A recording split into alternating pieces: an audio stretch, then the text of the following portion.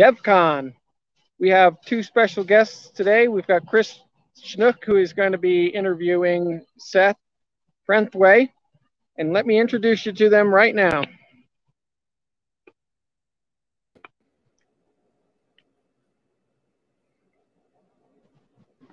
What's happening, Rich? Hey, Chris. Welcome. We have Seth that you're going to do an interview with. So I'm going to bring him on, and then I'm going to take off for a second while you guys carry on, okay? Sounds good. Hey, Seth. Hey, made it. Awesome. All right. Well, we'll dive right in. So here we are. We're in DevCon. We are in week 2.5 of DevCon, the conference that never ends until October 23rd.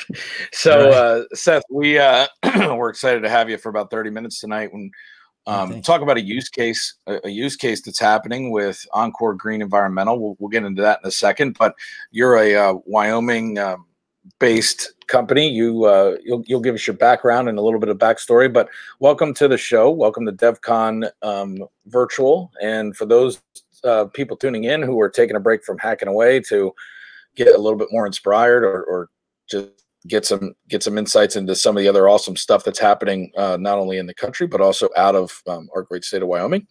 We'll introduce them to you, Seth, and you're the president of environmental technologies at Encore Green Environmental. So why don't you talk to us a little bit about what you guys do, and we'll go from there. I'll play the curious listener. Sure, for sure. Well, thank you guys for taking some time to listen to us. And I do think we have a pretty good use case for Wyoming and just for blockchain in general. As Chris was saying, my name is Seth Frentheway. I grew up in Cheyenne, Wyoming. I'm a 4th generation Wyoming native there. And so it's really exciting to be a part of some of the stuff going on in Wyoming. Encore Green Environmental is a company it's Cheyenne, Wyoming based company. It's owned by a pretty sweet gal named Darlene Nash. And we've got a team of about 7 of us. And so there's myself and a fellow named Marvin Nash, who is kind of the co-founder of the company, who worked in the oil industry for a while and came up with the idea of, what if we, were to make better use of some of the byproducts from that process than we're currently doing now. And then we've also got a fellow named John Robitaille, who is our president of Wyoming, oversees everything that's going on in Wyoming.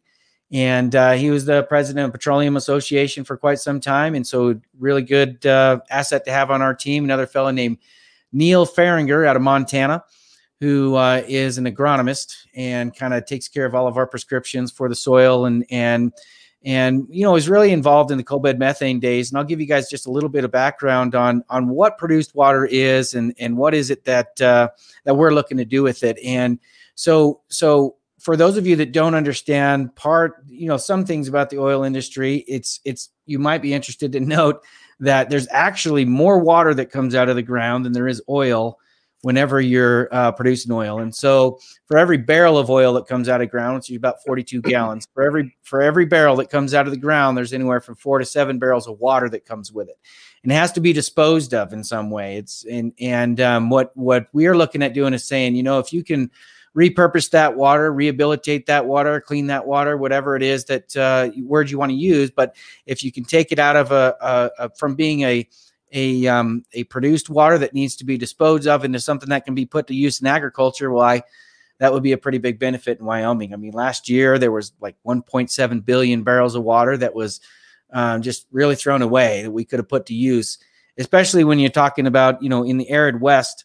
Water is a really huge commodity. So if we were able to put that to beneficial use, it would really help out our agriculture community, help out in production, help with state revenue, a lot of things that can come with it. So in order to do that, what we did was come up with a system it's really a batching system. And in agriculture, traceability of things is super important. So if you ever imagine, like when you go to the grocery store and you buy a gallon of milk, for example, you could take that barcode from that gallon of milk and trace it, all the way back to what, from what temperature it was when you got off the truck to what cow it came out of to what they were fed when they were little and when they were born and everything in between.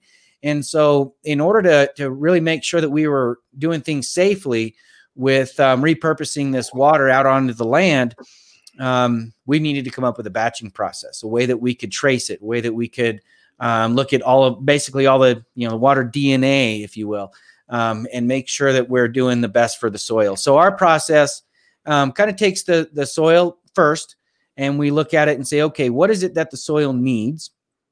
Not all soil is created equal. We'd like every bit of soil around the country to be just as healthy as possible, but turns out that some soil is nothing more than just dirt. Soil isn't really dirt. There's actually I don't know if you've seen it, Chris. There's a Netflix special that's out there, and it has Woody Harrelson in it. And for some reason, the name is escaping me. Is it Rotten? No, it had to do with soil. The name will come in just a second. But there's actually a pretty big push in the scientific community to help to grow our soils. So much is happening with our soils when we're out there farming and we're tilling up the ground. We're actually depleting some of the nutrients in our soils when we do that. And if we were able to take advantage of some of the just the science that's in soil itself to help with without needing pesticides, for example, if we were to have some of those fungi in soil, for example, can take care of that if we just nurture it. And one of the things here in this is it, right? This is what you're talking about. Kiss the ground. Yeah, that's it. Kiss the ground. Thank you so much. Yeah. Kiss the ground. You guys go watch it. It's a great series, and it'll really kind of give you a good idea of what the possibilities are whenever you can just add water to the soil. And really what we've come up with is another water source in the state of Wyoming, fully permitted. It's one of the only one in the country like it. Conservation by design is the batching process. That's what we call it, is conservation by design. And we've had to work with several different regulatory agencies within the state to be able to get permitted to do it. And one of the things that allowed us to do that was blockchain technology, because you can create a system to trace things, pretty simply. I mean, that's not too big a rocket science right now, but being able to prove that the data you collected wasn't altered, wasn't cook the books, for example, we don't want any of that to be coming back to haunt us. And so what we wanted was to be able to put that and have a proof of work aspect to our traceability efforts. And that's where blockchain really kind of came into our process and what we were doing.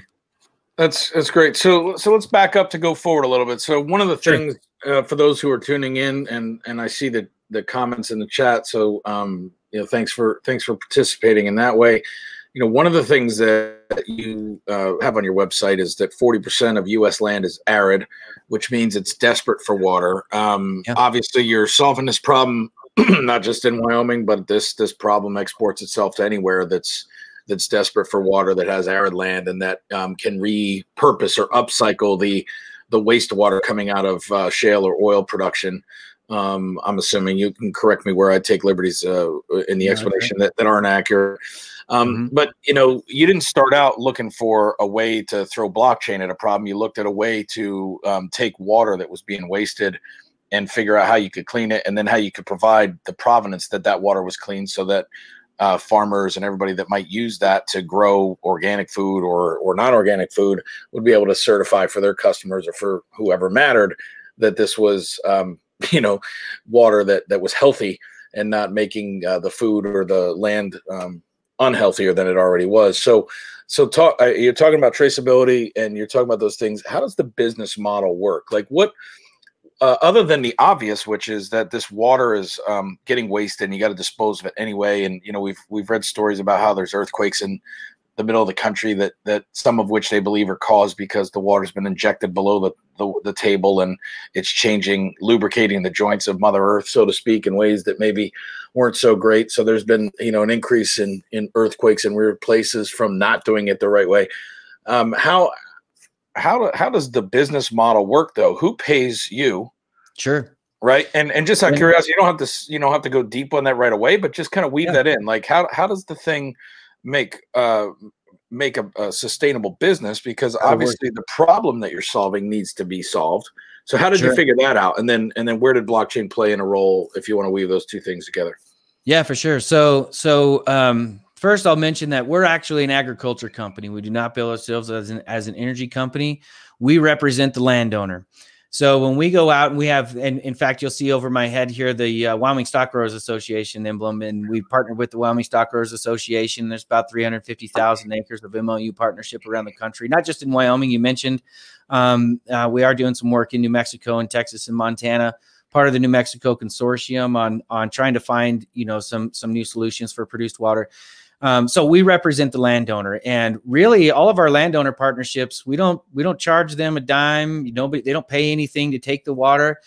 We really are looking to help them to be a better steward of their own land. So the energy company pays to get rid of the water one way or another. So they're either, as you mentioned, they're either paying to put it down an injection hole, or it costs money to put it over in a pond and let it evaporate off. In Wyoming for quite some time, decades, we've been actually cleaning up that water to a certain standard and then putting it into a river, for example, which has its own issues too. A lot of people say that they think that the solution to pollution is dilution. I'm not sure I agree with that 100%. I'm not sure that it's that there's necessarily any harm being done to the environment by doing it. But what I will tell you is that there's probably better things that we could be doing with the water. And I do think that everybody's interest could be better served if we are putting that water to good use rather than just putting it into the river or down a hole and those kind of things. So the energy company actually pays to have that water repurposed into agriculture.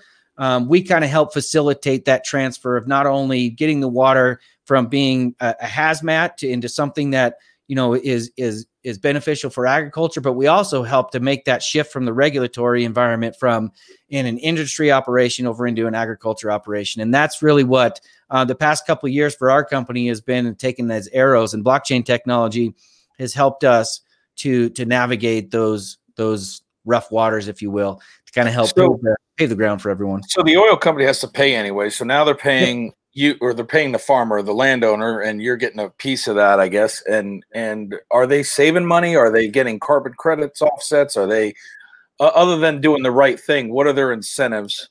So yeah, no, and first and foremost, I think that well, not first and foremost, but I do think that every company now is looking for ESG goals, right? Environmental, social governance.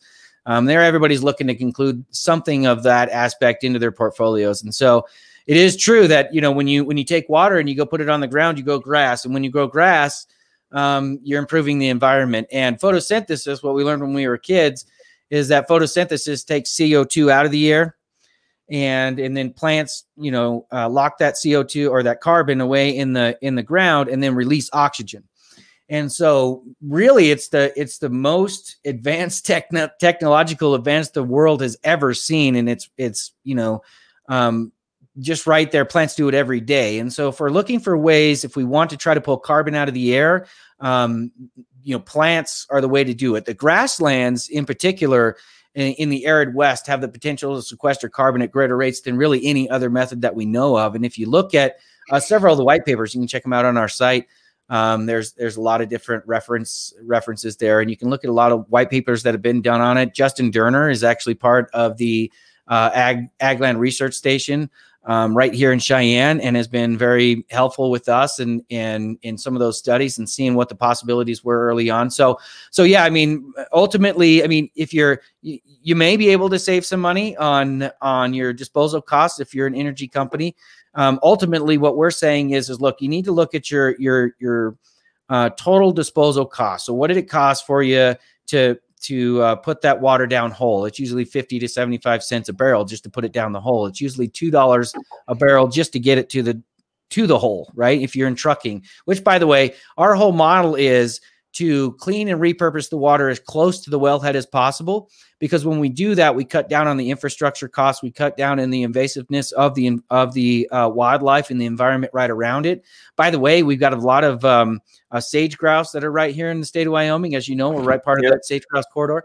And if we had some more water in those arid places, we would actually be able to create more bugs, enhance the habitat for our sage grouse. It's great if you can grow a bunch of birds, but if they don't have any food to eat, you kind of put them in a bad way. So we can also help with those issues. Erosion. You're really helping to restore the ecosystems that have been extracted. And exactly. This is one of those things where you know, we know this is a problem.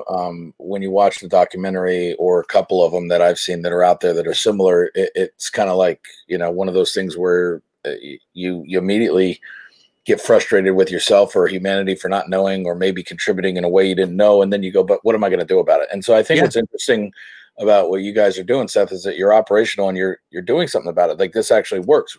You can actually make grass grow where it currently isn't growing, and then that can suck CO2 out of the air, and that can do these things. And so this is a perfect example, I think, of not just applying you know, technology and code and you know, foundational things like blockchain to traceability, but to speak about your role a little bit, because I would imagine, as the president of environmental technology, that you're not just talking about ones and zeros here.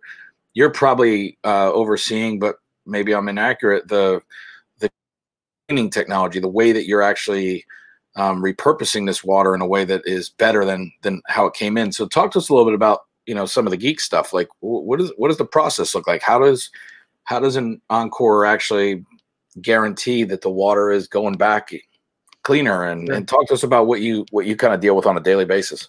Sure. No, that's a great question. So first off, I think just to touch directly on what you were saying, that you were mentioning a little bit about kind of the technology, and I think you're mentioning a little bit, or asking about what technology we use to clean the water. There's really or the process and technology in general. So just real quick, there's just really mainly two ways to clean water. You're either going to do it by reverse osmosis, or you're going to do it by some thermal process, like a distillation type thing.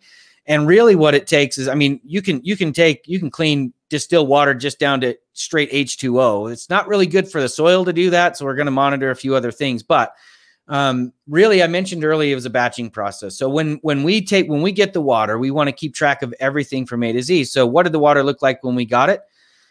We look at that. Then we batch it. Then after we clean it, we batch it again into another clean batch, but then we test it. And if that test doesn't meet the parameters that's needed to go to the ground, then we just don't put the water to the ground. And in the past, we've never really had that sort of stopgap method to keep us from doing things that we didn't, you know, that we wish we hadn't done. And so really what happened in the past was, by the time we realized there was an issue, the damage had already been done. And so what this conservation by design process does with the traceability and batching things that way, it keeps us from having that type of issue, because if the water doesn't meet the parameters, it just never goes to the ground. And so that's really what we're doing. And so you're right, I'm not a coder. We do have a coding team, and I don't know a whole lot about coding. I mean, other than that, I know what the capabilities of it are. And like I said, I mean, we were kind of a company that sort of blockchain kind of found us. You know, we needed to have some type of mechanism to really give a lot of confidence to the traceability and the transparency that we wanted to create. And so blockchain was a perfect fit for that. So, you know, last year I went to the blockchain Stampede, came out to the hackathon. I actually sat in on a couple of your, I don't know if they call them courses or panels or whatever. Really, you know, met a ton of people, and it was really cool to be around a group of people who are so excited about taking things to new levels and not worried about thinking outside of the box. We really have tried to think outside the box to come up with some of these solutions. And I think we've done a great job with it. And some people have a hard time seeing that until it finally comes to fruition. And it was awesome to be part of the blockchain Stampede last year, just participating and seeing that environment. So got me really excited about it and wanted to come back. And that's why we're here sponsoring this year. So, but at any rate, yeah. So not too geeked out there, but yeah, that was the big, you know, the other thing was smart contracts. I mean, if we can use smart contracts to help manage some of our relationships between our partners, then it's just going to cut down on our admin costs, and really just ends up saving money for everybody overall and becoming a really good deal. And one other thing I'll add on that, and I won't go into too much on it here, but I will give you a little preview. Encore Green Environmental is a company that's repurposing water and doing great things for the agriculture community. But really, like as you mentioned, when you look at some of these different movies, the question is, or some of these different people are making cases for this issue of improving soil health. It was a great question. You know, what do you do next? What is the average person can do? And stay tuned, because Encore Green Environmental is bringing some opportunities to the average consumer to be able to participate and be involved in these environmental improvement projects, and not just kind of sitting from a side, you know, and hoping that, you know, big corporations do the right thing and reduce their emissions and those kind of things. So it will be, we're pretty excited about it, and blockchain's making it happen. So there's a maybe this is where you're going with it. So let's talk a little bit about a couple of those things.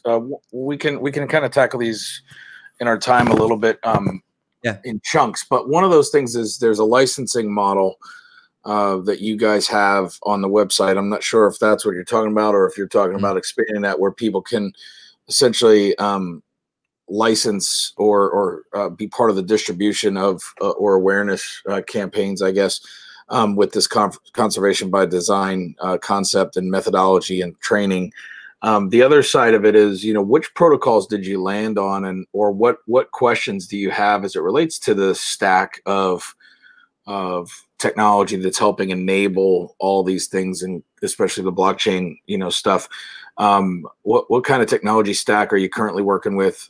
What are some of the things on the roadmap that are answered or unanswered and that you're kind of moving towards? And then, you know, what are ways that people could help, right? Whether that be that you're hiring folks, or whether that be that, you know, you're looking for more licensees. So cover those in any order you want, but give us a little bit of a vamp on those kind of fundamentals. Sure. Well, two things that I'll point out. Yes, we are looking for licensees. We do have some. We obviously have it here in the state of Wyoming. Got some in New Mexico and in Texas. You know, if you're a company, I will tell you this: a lot of people that are out there who sell their water, right? The agriculture community has been selling their water to help with fracking operations, for example, when you're developing and you're drilling new wells. That's an opportunity that I know that a lot of agriculture guys have taken advantage of and benefited from. And we don't want them to be left behind. If you start thinking, well, man, if you're going to repurpose this water, am I going to lose out on my opportunity? Actually, no. Once we clean that water, we can take it and hold it over in an agriculture pond, and you can use that to water whatever you want. Use it for your irrigation, or you can sell it back to the energy industry later, but you're not ended up selling your water that's coming out of your fresh drinking water, your groundwater, and your aquifers. So we're actually helping to protect that too, which I'm from Laramie County, and I don't know how many of you guys out there realize what's going on in Laramie County, or probably in your own state. Groundwater is precious, and we end up using it for a lot of stuff that we wish we hadn't, and this is one way to protect it. So yes, we are looking for licensees. If you are in a position where, you know, you have relationships with other producers or agriculture community and are in that, yeah, give us a call, and we'd love to talk to you about it. How can the average consumer get involved? I think this is one of the questions you were asking too, and that's a little bit more of the stay tuned. This kind of comes back to, and I'll give you a little bit of a tester there, but I don't want to throw out everything of what we're doing. But I will tell you that when it comes to cap and trade type protocols, and the model of trying to promote carbon sequestration and fight against global warming, I'll just tell you guys all this from right off. We at Encore Green kind of keep our own personal thoughts on what's going on with carbon sequestration, global warming, those things to ourselves. It's really sort of besides the point. For a agriculture guy, they really enjoy soil health. For somebody who's really concerned about the global economy or the global warming, they like carbon sequestration. And it just so happens that those two things actually come together and can provide a win-win. So rather than fighting over the ideological, what's going on here and who's right and who's wrong, we know that we both can find common ground and get solutions together. So, but having said that, if we can create a way for the average consumer to participate in those environmental improvement projects and towards sequestering carbon, for example, that's where we're looking to go. And we think that we have a model, a way to do that. And we'd like to share it with you once we get that a little bit further down the road. But that's cool. And I think we might even be able to have Marvin hop in. I saw him a little bit earlier, but he might be in the green room. Okay. So we might be able to have one of your co-founders on, and we'll ask him some questions too. Well, while we're waiting for that, one of the things that I like on your site is because it just speaks right to people that may not know, like someone like myself, what you were doing is that you're not for the environmentalists, you're not for the oil companies, you're for the land. And I think from a positioning standpoint, that means that, you know, both sides of that equation can benefit, right? The oil company can benefit, the environmentalists, but and everybody doesn't get everything they want, you know. Right. What your marching order is the land getting healthier, and if the land's getting healthier, then everything kind of takes care of itself, and the big problems happen. And so, you know, what are the implications, while we're kind of seeing if Marvin can hop in? What are the implications of things like fires? How do they exacerbate the problem? How do they maybe provide an opportunity? Maybe they do certain things that I'm not aware of environmentally, where they kind of, I don't want to say refresh, but reset some of the soil health. I don't know enough to know, but I'm just curious, like, with all the wildfires happening, not just in Wyoming and everything, but obviously all over the West, what kind of impact does that have on this problem that you're trying to solve independent of fires raging? Is it make it worse? Does it make it better? Is it neutral? Well, I think that I mean, I don't know that it really hurts or makes anything worse, but it does provide an opportunity for people who, you know, like, again, one of the best things to have for a fire is water. So if we can now say, hey, look, instead of throwing this water that was away, that was right here in proximity, we could now build reservoirs that could hold water for in the event that, you know, you have fires, you've got something right there in close proximity to help put those out and manage it. I think that ultimately, when you start talking about the fires in the forest, it really comes down to management and keeping those things cleared out. I'm not a forest management expert, but we do have, you know, I mentioned John Robitaille, who's a range land management degree. He got his range land management degree right there from UW. In fact, I went to UW as well. So we're all pretty well ingrained in Wyoming. But at any rate, you know, I think that for us, where we can make a big impact is to help with those reservoirs. I mean, we've talked with several different people around this state, even the conservation districts, about that up at the Stock Growers Association convention. Just, what was it, last month? There are some folks up there talking about what landowners can do to help put themselves in a better position to fight off these kind of things, protect their cattle, those kind of things. So I think that this is a tool that can be put into somebody's quiver to manage those. And I think, I mean, you know, everything we're talking about here is really just common sense stuff.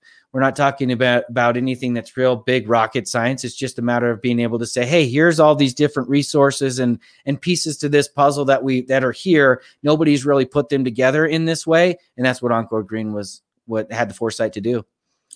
And so we talked a little bit about what you're doing with the water after it's clean. We're throwing up bottom third questions too. So feel free to touch on that a little bit more. And I want to circle back on the blockchain question and also the licensee question. I know on your website, New Mexico is kind of one of your first licensees outside of the home state. And you've got several more. It appears as though those organizations are kind of really the front end contact for anybody that might be in that market. So as you scale out 25 licenses around the rest of the country, you know, what are they getting in that package? And then are they a value-added reseller, or what is the business model there? Are they a solutions provider that is taking, you know, kind of your stack of treatment and technology and traceability with blockchain and packaging it up, or reselling it to, like, talk to us about how that works? I think the way I'll answer that is going back to the name of this patented design. It's called Conservation by Design. The reason why it's called by design is because every project out there needs to be tailored a little bit different. And I think that's the same for the licensees. We have some licensees out there who have a lot of connections between their ag producers and their energy producers, and that's the role that they can serve. And of course, we'll work out and negotiate the compensation and on those terms. We've got some that are out there who you're right. I mean, they've already been out there helping with disposing of water for quite some time. So they have a lot more resources and can provide equipment themselves. And so they'll probably, you know, their percentage that they get for a licensee may be a little bit different. So I think, you know, anybody though who's wanting to get into this space, who understands it, just give us a call and we'll work it out. So that's, well, yeah. So that helped. Yeah. Sorry. I'm just kind of pausing because as people are getting clear, they're listening. I'm getting clear on the thing. So one of the things that I heard in there is that again, this is not, this is kind of a take market share or swap market share kind of thing away, meaning, there's people out there that are disposing of water already. So the oil company already pays them, but they just don't have your solution. So that's right. They have a version that's either injecting it into a hole or doing whatever they do, right? And that costs X, and here you come and you cost Y, or you cost similar, except the difference is, now things are flourishing again, things are doing that. So there is there's one more thing to it that I think is important to add. Yes, it is that they are already kind of putting it down a hole. They're already doing these things. But if you go and look at the numbers, okay, none of those solutions are sustainable for the long term. Holes are pressuring up, so you can't put as much water down those holes. When you put them into the ponds, you're getting more air quality issues that are having to deal with, and we can't get injection well permits like we used to in the past. And so all of these different issues are bringing it sort of to a head that says you kind of have to do something different, guys. And here we are. Well, and so here you are. And I think, the question I would have is what kind of competition's out there other than ignorance, right? So, there's always the ignorance or kind of the status quo way of doing it. And, there may be people out there that still say, I don't really care about the environment. I don't think there's as many as there once were, because I think we realize we're all living on this rock, and we may not be if we don't keep figuring out how to do stuff in a hurry. Sure. And so, what kind of competition or competitive forces do you face outside of, just people don't know that this is an option? Well, as far as who is out there doing what we're doing, we're the only ones. This is we're the world's first midstream agriculture company. I think that there are some, in the past, back in like mid 2000s, there was an effort in the state of Wyoming to repurpose produced water.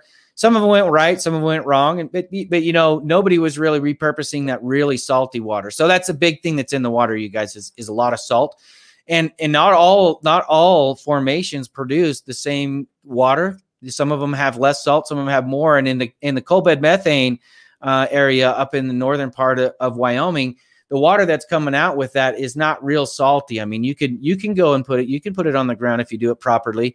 But they kind of put the kibosh on that. Really what ended up happening was it was treated more back in the day when it was attempted. It was treated more as a disposal operation than an agriculture operation. And because of that, what ended up happening often was that people were putting too much water on too little of ground. And when you do that, especially in the arid West, you're going to destroy the soil. And so that's part of what we do is reverse that. Yeah, so you're going to get floods or mudslides or things like that, right? When you try and exactly. Used to that. Living in California for half my life, I know what those look like. Exactly. Yes, we reversed that, and we said let's put a minimum amount of water on a maximum amount of acres, and that way we took better care of the land. We were more careful, really. I mean, we can back into a more efficiency, but really, that's not where we're looking to be right now. We're going to look at doing the best we can and the safest that we can, and just keep doing it right. And with the batching process and really being conservative on how much you're really saturating the ground and what you think you're going to do with it right off, we think we're going to be able to do that safely. And so far, so does Wyoming DEQ. So what kind of things are out there in the way of grants or in the way of, leveraged opportunities that, you could access or that you would like to hear about? It seems to me with what you're doing, there's probably piles of money at USDA. There's probably piles of money that are earmarked for things like this. And sure. What part of your strategy is focused on getting access to some of those kind of funds at the federal level or at the states level? Sure. So I know that probably you guys, a lot of listening out there have heard of what the farm bill, and we hear a lot about that, certain times of the year. So in the arid West, farmers and ranchers don't really get to take advantage of the farm bill in the same way that people who are east of the 98th meridian do, for example. And the reason they don't is because we just don't have the water to be able to say, hey, we can come up with an agriculture plan for 5, 10, 15 years based off of this amount of water. They just don't really have that. Now, one of the things that with the opportunity that we're bringing does provide, if you go on our website, it's called Ag Water Soil Solutions. It's a long name, but if you go agwatersoilsolutions.com, on there, you can go in and put in you can put in your section, township, and range of your piece of ground, and it will pull up all the wells that are in your piece of ground, and it will tell how much those wells are producing in water, and it'll tell you in barrels and acre feet and acre inches.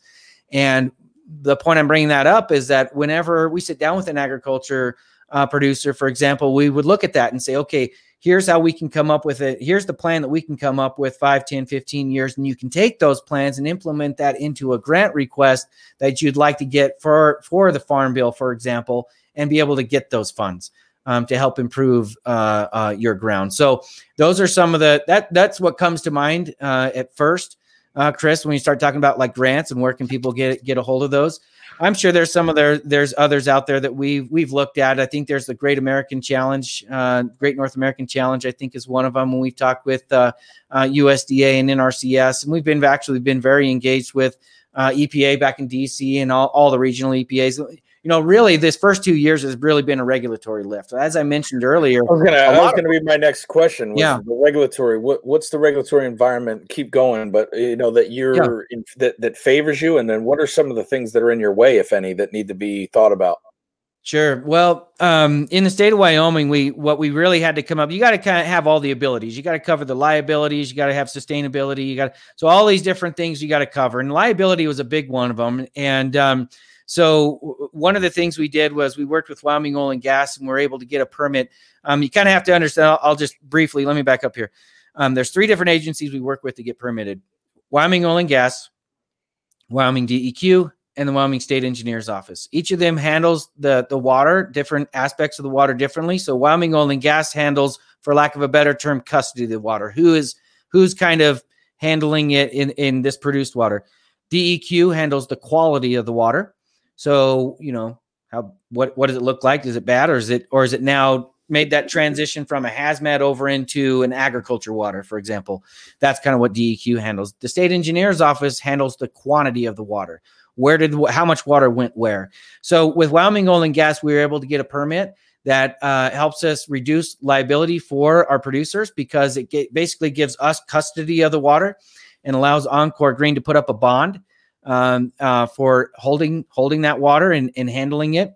The State Engineer's Office, we get an appropriation from them. That's actually the landowner does that. And all of this is really to help us help the landowner just become a better steward of the land. So we've got the State Engineer's Office. I said DEQ. So DEQ handles the quality of the water, and they're the ones who wrote the parameters that said, hey, your water has to be to XYZ parameters in order to be able to put out on the ground. Now, having said that, what we have found is that since all soils aren't created equal, when we go out and we look at an area for one of our agriculture partners, there you could have several different soil types on the same section of ground. And so each of those soil types needs to take water at a different rate and at a different prescription that our agronomist prescribes. And all of those can actually be more stringent than what our regulatory requirements are. So even though our regulatory requirements may say one thing, it's still going back to what we said in the beginning. It's the soil who's driving what really needs to be, what the parameters of the water needs to be. So what are the issues going forward? Well, one of the big elephants in the room is what is in the water, right? So it is true that water coming out of the ground can have all kinds of different things in it. Some chlorides in it, for example. It can have a lot of salt in it. It can have, some people are concerned about frac fluids being in it. All of those things have to come out in order for it to go on to the ground. Okay, so what is the sticky part? Well, produced water or frac fluids are like, they're not public knowledge. Like what's in it is not public knowledge. Now some of the regulatory agencies like DEQ and Wyoming Oil and Gas, they do know what's in that water. And so whenever they write their parameters, they're writing those parameters with that in mind, but they can't release to the public what those constituencies are in the water. And so there's some concern about, hey, what is, you're gonna end up having some water that you put on the ground that's got radium in it, and we're all gonna come out with 4 eyes and 3 heads.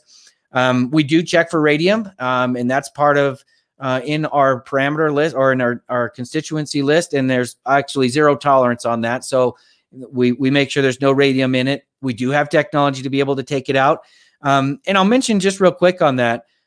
Encore Green Environmental is not a technology company in the sense of a water cleaning technology company. We're actually a process company. We're a systems company. And so we wanted to be able to just plug and play whatever technology needed to be there. So technology is going to advance. There's actually some really cool technology going on and being researched at the University of Wyoming right now in the Center for Excellence in Produced Water.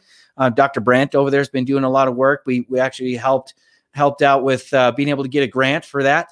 Wrote some letters for him, and he's been a great asset for us. And so, yeah, I think that that's a really good point that you made, and that's why I was asking a question earlier about the stack. Is that the problem with sometimes becoming a technology company versus a technology process company is that if you have a process to do this, then that's your IP, and you can scale and you can do those things, but you're able to always leverage the best pieces to achieve that. Whereas if you build a bunch of tech that does it now, but somebody else comes out with something, your incentives don't really align to change. And so that's a good, I think, nugget for people to take away, is that you're a process-oriented company, and ultimately you're going to best practice the different technologies that could make that process even more and more efficient or more and more effective. As it relates to blockchain, and we're wrapping up tonight, what is the current protocol, the current blockchain, system that you guys are building on top of? And then what is the developer community, or just the community of WYO Hackathon at large? What are some things that they could do or keep their eye out on as it relates to things that you guys might be looking for, either on an application layer level or some other thing? How could they be thinking about this?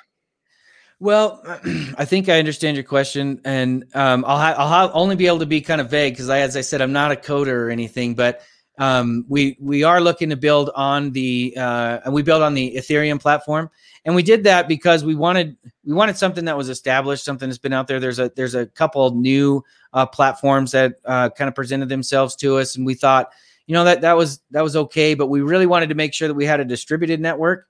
We wanted to make sure that we didn't have we wanted to make sure that we had several different, distributed network, and we didn't want one database, so that we could make sure that we had a good security for our data. And so that's the platform we built on. And then what can we do in the future? I think really, I don't really know what you guys can watch out for us up and coming. I will tell you that when I mentioned a little bit about with our carbon sequestration and helping other people get involved, and the average consumer being able to get involved, I think that there will be some up and coming things that are there that can help us build infrastructure for that. But I'll be a little bit tight-lipped on that until we get a little further down the way. But looks like we got John. And I'll throw it to your colleague. Yeah, I'll throw it to your colleague John, who's the president of Wyoming, and see if he has a thought on that. So, John, welcome to the final laps here, and we've had a very insightful conversation with Seth, and so thank you for hopping in. What are your thoughts as far as how the WYO Hackathon, or the Wyoming community of interested parties related to not only technology but impact? What could they be thinking about, or how could they be a relevant, useful resource for you guys in the years ahead? Well, thanks, Chris. Thanks for having me on. I appreciate it. That's a really big discussion that you're asking for there. We have a number of various projects that we're looking at, not only in Wyoming but also in various other states. And as Seth has described, the use of blockchain, I think, is very, very core to our company's development and the way that we can go forward and grow. So it's a broad question, and I think it's one of those that are unanswered. I would imagine that people listening to this are intrigued, maybe excited, or at least hopeful that things keep going well, because you guys are solving a very important problem for humanity, and no small sense of the word. And I think, and yet you're also sticking to the core of what's within your swing and your strike zone, right? You guys are Wyoming guys. You're agrarian economists, so to speak. You're technologists, and you've tackled this problem that we don't have enough green stuff we may have had it at one point. We didn't have enough for a while, and now it's become something that we need to suck, if nothing else, to suck the CO2 out of the air. It's kind of one of those things. It doesn't really matter why it's there. It doesn't matter whether you believe in global warming or not. The reality is that it's there, and that if we don't have green stuff, we can't get it out of there. And the green stuff actually lives on it. So, it's kind of like when you put all the politics or all the, all the different debate aside, you just go, well, we need oxygen and plants need CO2. And so land can't grow plants without water that's been cleaned, and we waste all this water. Let's make that into the land, and then, plants will grow, and then everybody's happy. So I don't want to diminish it because of the complexity, but it's a perfect example, I think, in my mind, of solving a big problem, but keeping it simple. And again, I say that because I know it's not simple to do what you guys do, but you're doing it, and yet it's simple to explain why it matters. And that's the kind of stuff we want to highlight, not just in market, but coming out of just hyper local vantage points that are saying, look, this applies everywhere, but we're not trying to become Silicon Valley. We're not trying to become New York. We're not trying to become that. We're trying to solve problems that we can solve at scale, right? And I think you guys have done that. There's a lot of dry places, a lot of arid land on this earth, not just in North America. That's right. So any parting thoughts from either one of you as we kind of wind it down? Chris, while we're focused on arid land, and I think that particularly in Wyoming, that's an excellent place to start. But we can take this technology really anywhere. We've had some discussions with some folks in Illinois, of all places. It's not that we need to pigeonhole ourselves in arid land, because really this is a process that can go anywhere, and we can do remediation projects. We can handle any type of water that may be there for us. But it's a program that I really think, and Seth touched on it, it's very important to note that really what we're trying to do is trying to use this water that's already available and really save the groundwater for another day. So that's really what we're all about. That's a great too, if it's okay, that places like when John was mentioning these folks that had contacted us in Illinois, things like Flint, Michigan come to mind too, when you're thinking about like municipalities and things, and with this traceability, like I was saying, with stopgap methods, this system can provide a lot of accountability and, for lack of a better word, I guess, safety for people's drinking supply. And I think John's right. I mean, we are talking about it in context of Wyoming and what we're doing here and just in the immediate. Well, there's a lot of places this can go. Water is kind of fundamental to everything, as we all know. So having an influence where you're bettering that can branch off into all kinds of different places. And that's what, Marvin often says, that, we just wanted to start cleaning a little bit of water. That was it. We just thought we would clean up some water and put it on the ground. And we really do have a whole different myriad of different things that we're branching out into and where it can go. So stay tuned. We're just getting started. Yeah, that's a good place to end. I mean, last time I checked, oxygen and water were two things that were pretty important to us being alive, and you guys are kind of helping make sure both stay in abundance and stay around. And so check them out at EncoreGreenEnvironmental.com, EncoreGreenEnvironmental.com. Thanks, guys, for being here tonight. Thanks for tuning in to everyone on the DevCon, and we'll call that a good show. Thanks. Absolutely. Thank you so much, Chris and Rich and everybody. Hey, guys. Awesome. Thank you. Thank you so much for participating. So you're a couple of our sponsors at the WYO Hackathon and the Blockchain Stampede. Why? Why did you decide to sponsor? Well, I think we believe in what's going on. I mean, like I mentioned, that last year we came in and I met some of the people who were sponsors then, and I was like, man, this is a really exciting thing to be a part of. We really just believe in what it's all about, and so we wanted to be a part of that and wanted other people to kind of see what's going on. Wyoming's Wyoming's got a lot of cool things going on as far as blockchain, cryptocurrencies, what we're doing with water now, big stuff. And we just thought it would be great to be part of it. Yeah. Help promote. Well, we're happy to have you. Go ahead. No, we're happy to have you. Go ahead, John. What were you going to say? Well, I was just going to tag on to Seth that what you're doing is important for our state, and we're proud to be a part of it. Yeah. And then you mentioned you're working with the professor over at the university. Oh yeah, yeah. And so Dr. John Brandt at the Center for Excellence in Produced Water. Yeah, no, that's awesome. You know that the whole WYO Hackathon and the Blockchain Stampede is sponsored by the university. Mm-hmm. So it's a university event. And to the extent that we can get the word out about all the good stuff that's happening over there, it's beneficial.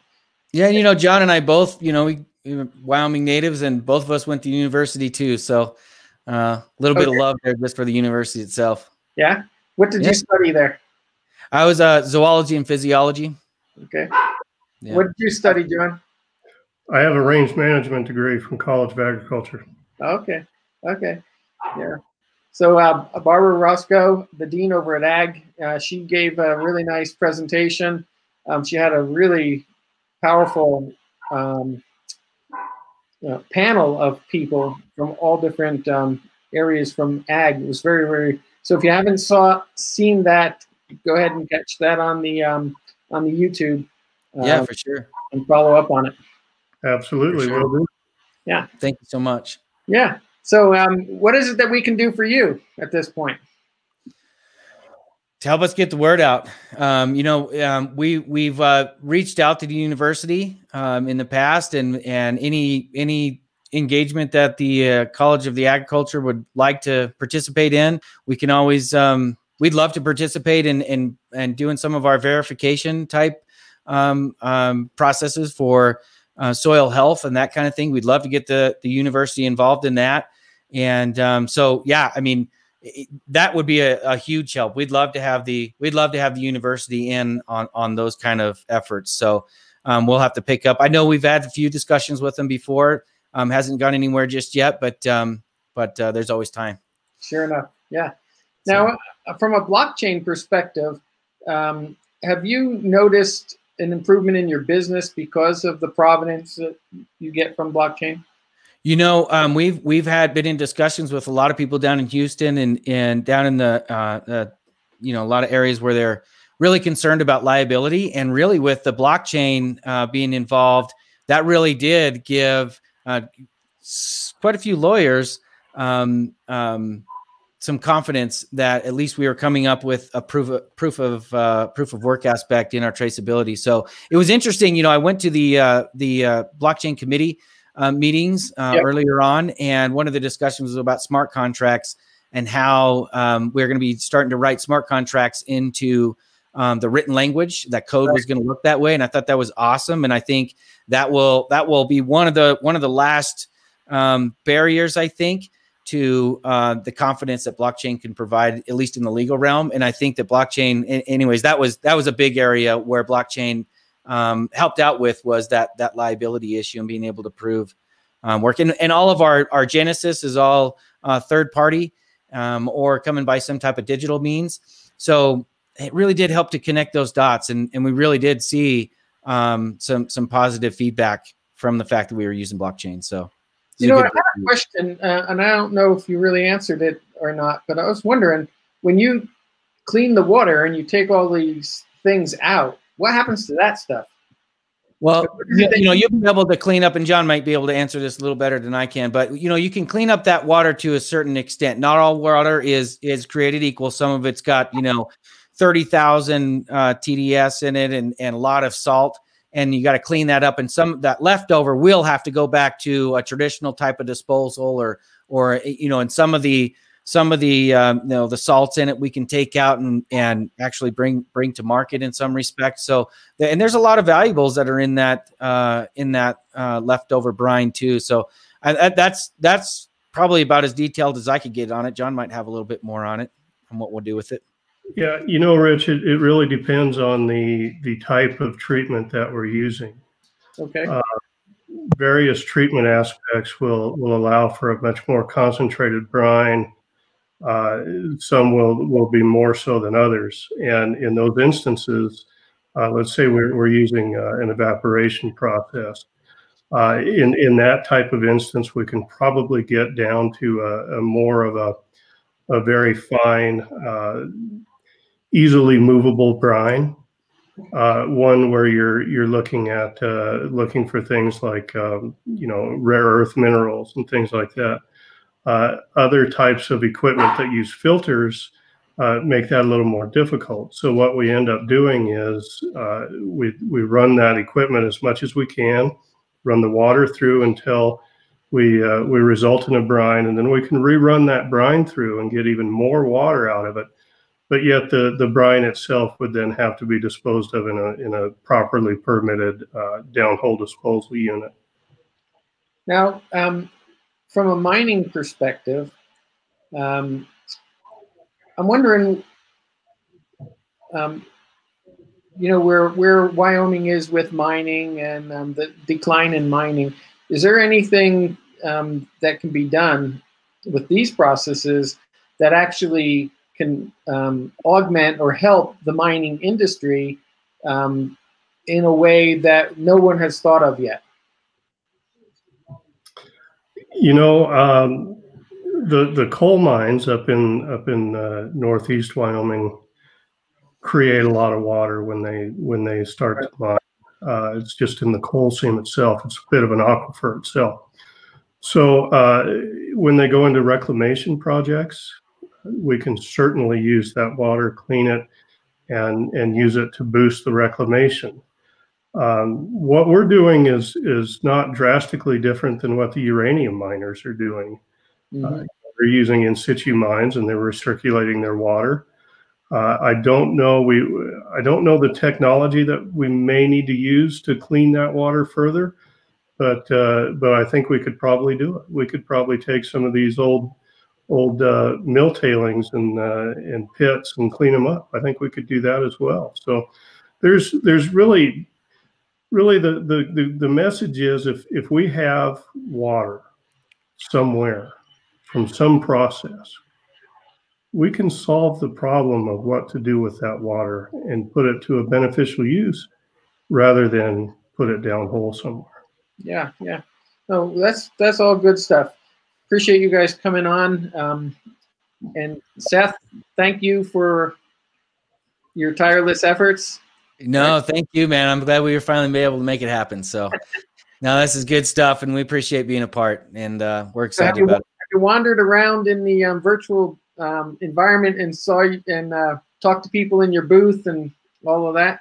I did. Yep. I've been around in there, and everybody can come check out. There's actually a really cool video at our booth. Go check it out. And it really gives, if all of this was a little bit gibberish to you, we tried to keep it simple here in the discussion. This video that's there really ties everything together and gives you good videos, or gives you a good visual. So go check that out. It's like a 4-minute video. It's pretty short, but really worth it if this is interesting you at all. And so yeah, we encourage you to do that. One thing I would mention to you, Rich, and this is kind of interesting when you talk about the mining, and I thought more about when you were mentioning, you know, what benefit does this have in the mining, a little bit that John did when we were talking about reclamation. And I think that'll play a big part on it. And it's interesting, and this is another stay tuned.